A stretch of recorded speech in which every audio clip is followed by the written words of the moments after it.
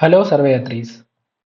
In this video, let us review a few of the different sensor technologies used by modern UAVs.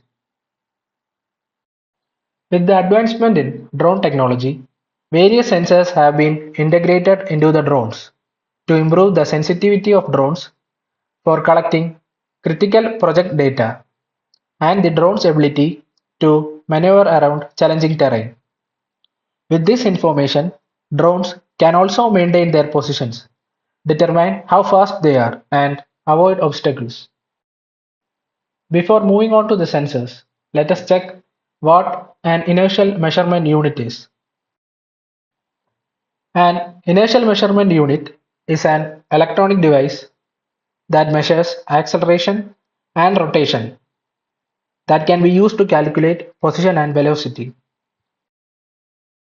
IMUs are the main component of the inertial navigation systems commonly used in aircraft, unmanned aerial vehicles, and other unmanned systems, as well as missiles and even satellites.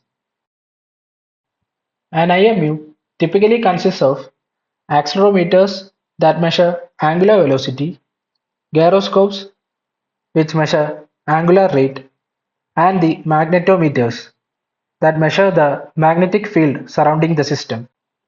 Since now we know about the IMU, let us discuss the sensors that make up the IMU.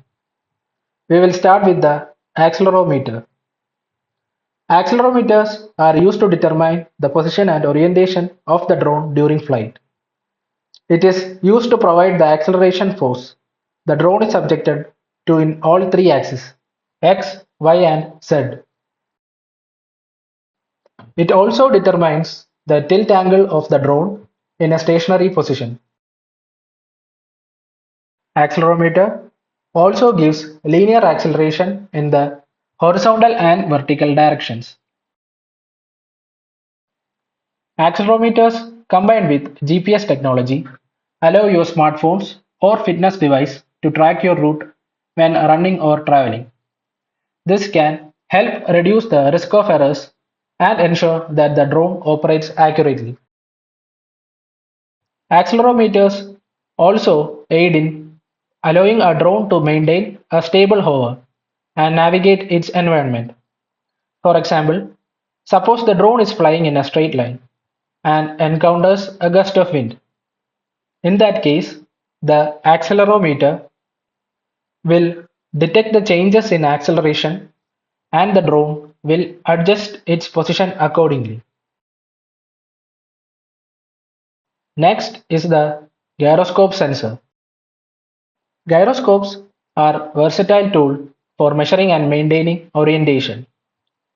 This is especially important for drones that are used for aerial photography, as they need to remain stable and level to capture the best images.